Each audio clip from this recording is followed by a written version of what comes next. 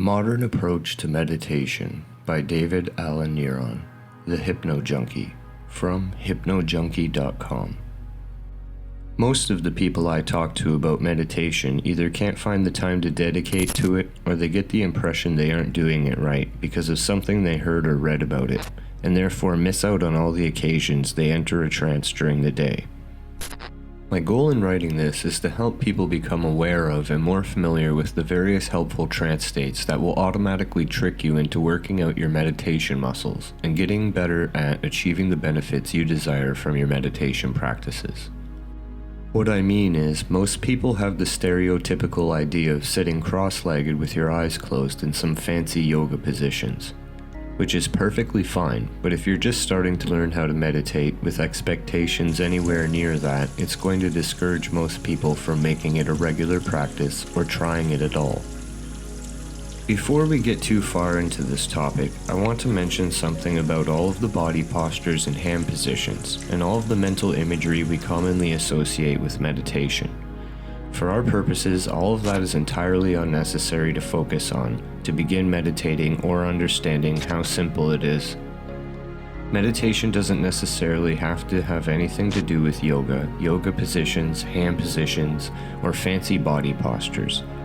I will write another book and include some techniques focused on body postures and hand positions, but for now I want to focus on the internal thought posturing you have developed that may be preventing you from meditating in the first place.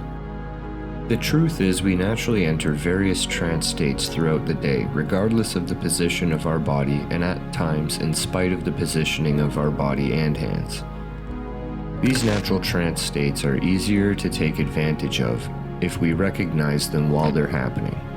Spacing out, defocusing your eyes and gazing, listening to rhythmic sounds, driving and arriving at your location, knowing you were zoned right out for most of the drive, almost like you were on autopilot, are all valuable experiences that can greatly assist you in your meditation mastery.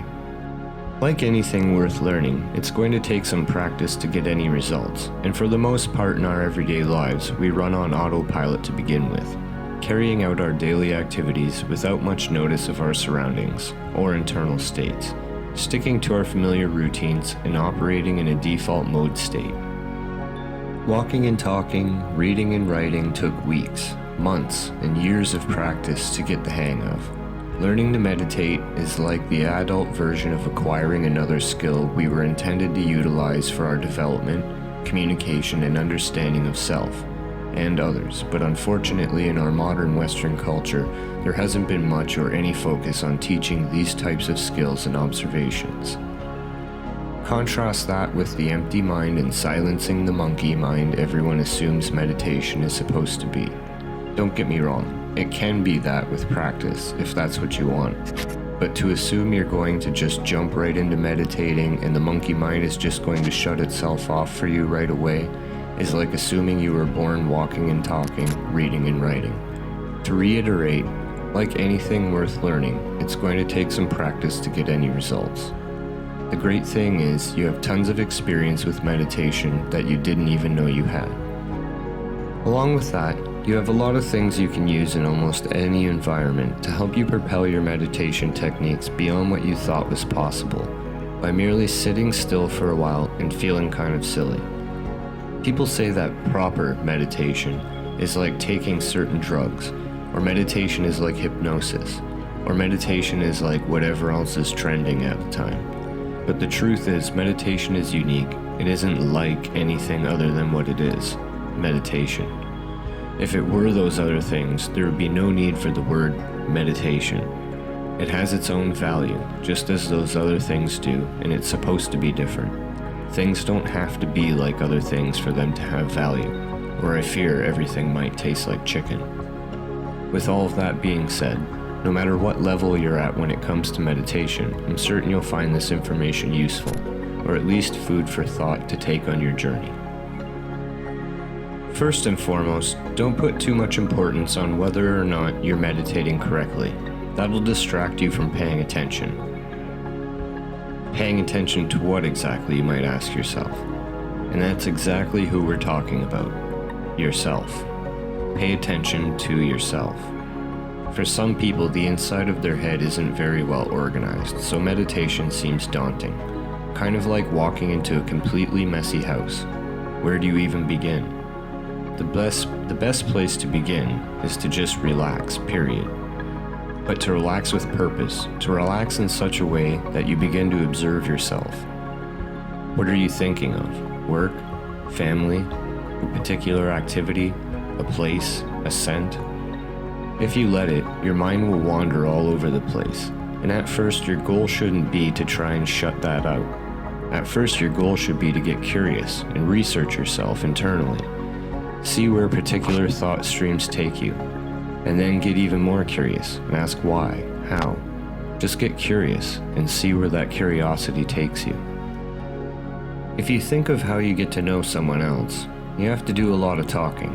You have to get to know them. You can think of that monkey mind that won't shut up as a separate person, so the longer you listen to that monkey mind, the better you'll get to know yourself, and the more you get to know yourself, the less that monkey mind needs to talk, or try to get your attention, and the more chance you have of stilling that bothersome, undisciplined internal dialogue. At a certain point in your journey meditating, you may get the distinct impression that you are indeed observing something that isn't quite yourself. Almost like those never-ending thoughts are someone else's thoughts, or at least far removed from how you actually feel or think. These streams of thought seem to belong to something or someone else, and you get the feeling like you're listening to it as an observer, a somewhat truer version of yourself. Once you get good at navigating your own thought patterns like this, try to add a bit more rigidity to your practice by focusing on a color. And every time you lose focus and your mind wanders, bring it back to the color again, and focus on the color, until your mind wanders again, and repeat this cycle, until you can hold your focus on the color longer, all while paying attention to yourself, and where your mind wanders, or what you think of, or what stream of thought you find yourself gravitating towards. The trick here is not to fight against your mind, but to control its flow. So if you get thinking about work when you're trying to think of the color red, instead of fighting your mind and frustrating yourself, let your mind flow and focus on the color red within the wandering. So for instance, if you keep thinking about work, maybe there are some red objects in your office, or a red font, or some occurrence of red that you can use to keep your focus on your mantra while letting your mind do what it does best. Once you get good at colors, use numbers, and the same principle for when your mind wanders. As you get better at this, you can focus on shapes or sounds. The idea here is to explore your relationship to these things.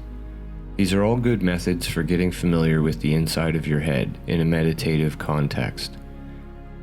For the most part, it's easy and relaxing, and will help you move on to the tougher techniques and methods for achieving particular states. The goal here is to not necessarily have a goal, but to just get familiar with yourself in these contexts. You can set a timer and do it as a practice, or just test these things out before you go to bed each night, and that'll start building the muscles you need to keep at it and get better at it over time. The better you get at this, the easier it'll become for you to be relaxed, where you normally may have been anxious or upset. Anger and frustration are tough emotions for some people to deal with, and instead of trying to tackle those head-on, I find it best to build up the tools around anger and frustration to snuff them out before they become a problem. Most people don't realize it, but they aren't even reacting to the other people, or the environment around them. They're unaware that they're reacting to what that voice inside is telling them about those people, or the environment around them, and then believing that to be objective reality. You could think of meditation as an exploration and observation into your reactions, thoughts, responses, and behaviors. There are many tools we can use to help us get into different meditative states, so we can become more familiar with how it feels to go into different consciousness states. If you have had some psychedelic or psychoactive substance experience, then exploring different states of consciousness may not be as novel or frightening to you as it may be to someone who doesn't have much experience with unexplained states of consciousness. Most, if not all of us, have had the experience of sitting around a campfire and getting lost, looking into the flames, or lighting a candle and watching the flame dance and flicker. This is a great way to practice getting into a deep meditative trance state, and may just promote an entire stream of interesting thoughts you could explore. The thing is, if you don't at least try out some of these techniques or methods, you'll never get any of the benefits. My trick with this information is to list so many simple ways to induce profound trance states that you'll find yourself noticing them all around you now. Fire has been used for centuries to induce meditative trance states, and it's a very simple method to help train your focus. Another great method is using running water. You pick a spot and focus on the water passing by the spot, or even a still body of water will work.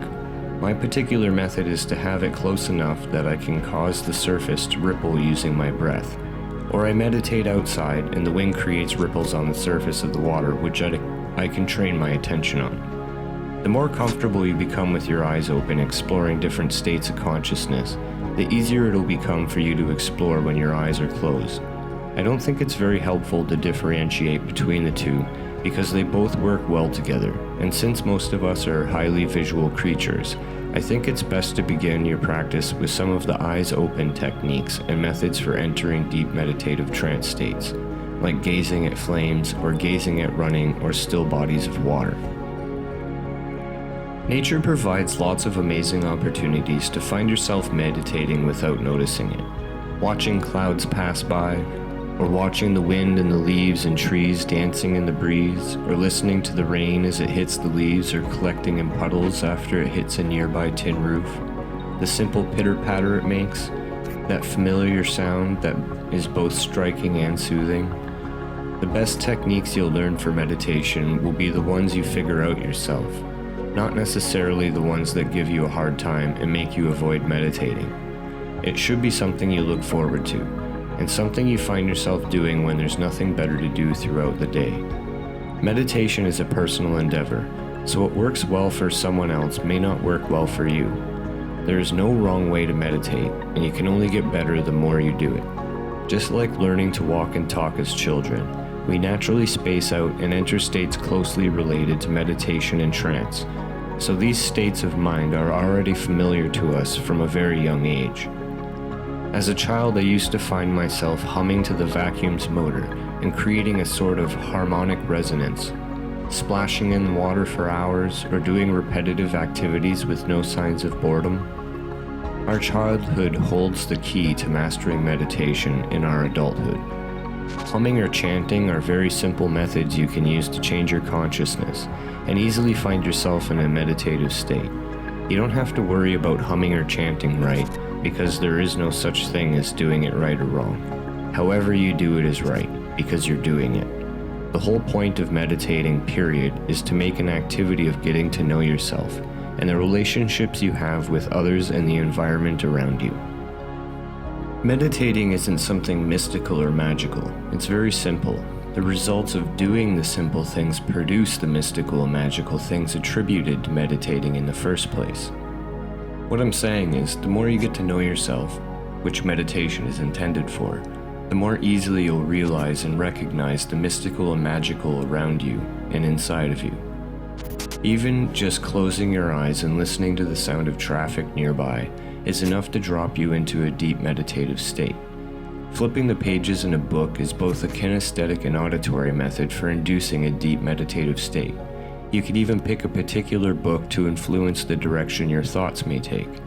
Repetitive noises, motions, or tapping can also be a simple method of entering into deep meditative states that can unleash all sorts of thoughts and feelings. Sometimes I get the impression that people assume they're meditating incorrectly because their brain doesn't shut off, somehow allowing them to enter some state of bliss they erroneously anticipate where no thoughts exist. I imagine that state is actually death, and that's not what we're trying to do here. What we're trying to do is relax and get to know ourselves better. I find all of the new age hype and marketing associated with meditation to be distracting and counterproductive to anyone actually making any progress meditating. Keep it simple.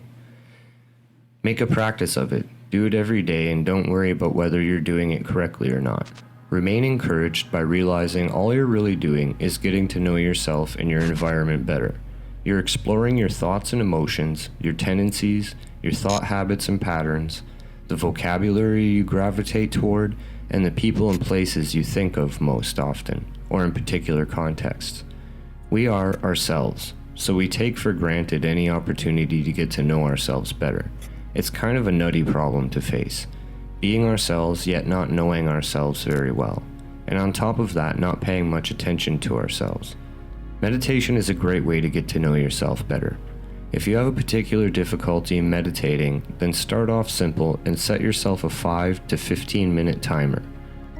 And do that every day, until you feel comfortable extending the time until you reach 30 minutes to 1 hour, and take opportunities throughout the day to find naturally meditative things in your environment to practice with. Drop by my website, www.hypnojunkie.com, and contact me if you find yourself struggling with meditation, or if you have any questions for me. That's HypnoJunkie, HypnoJunkie.com. Thank you very much.